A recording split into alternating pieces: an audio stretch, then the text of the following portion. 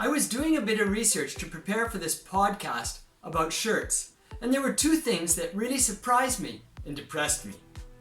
I'm going to talk about the surprising thing first and the depressing thing second in the video. Introduction.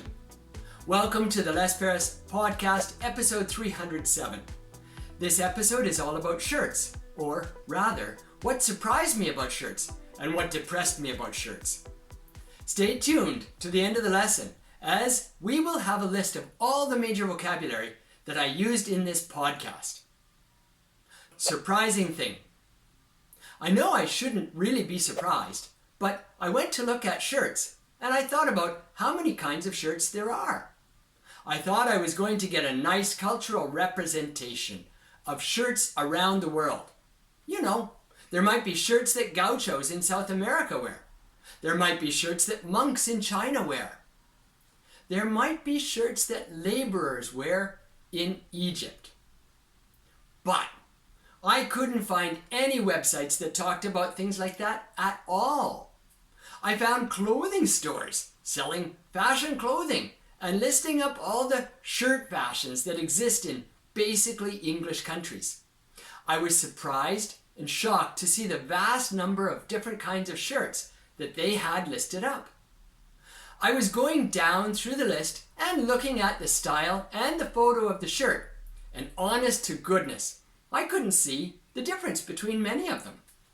Now, I'm not very fashion conscious, and I'm the last person who you would want to consult about fashion. But some of these shirts look the same to me. I think that the fashion companies are drumming up more business by giving things names that they don't deserve and convincing us that we need them. It's all a marketing gimmick to make somebody rich. So, I was surprised at how many different kinds of shirts there are. After looking at how many shirts there are, I decided to take a different tack. I took a look at how many shirts people have, considering there are so many different fashions. Depressing. I was very upset when I started to read that people had huge numbers of shirts in their wardrobes. I don't actually know how many shirts I have. I haven't counted them. But if I think about it, I probably wear about 10 different shirts. And that's on the large side. You can imagine my shock and depressed feeling when I discovered there were people who had 200 or even 300 shirts in their wardrobes.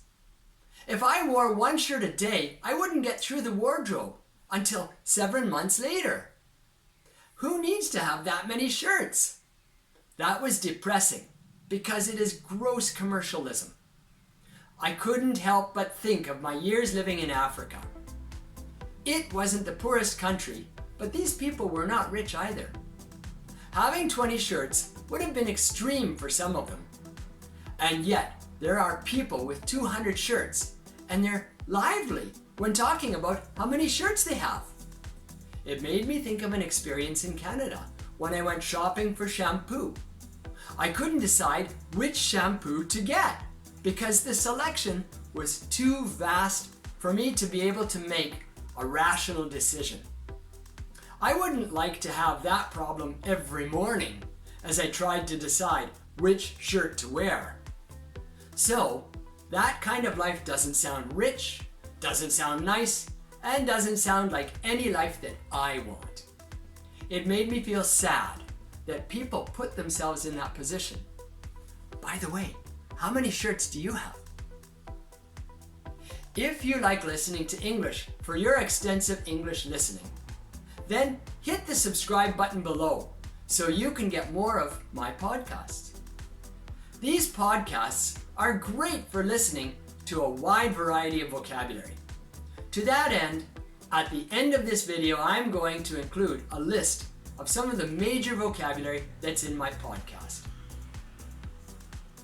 Thanks for listening.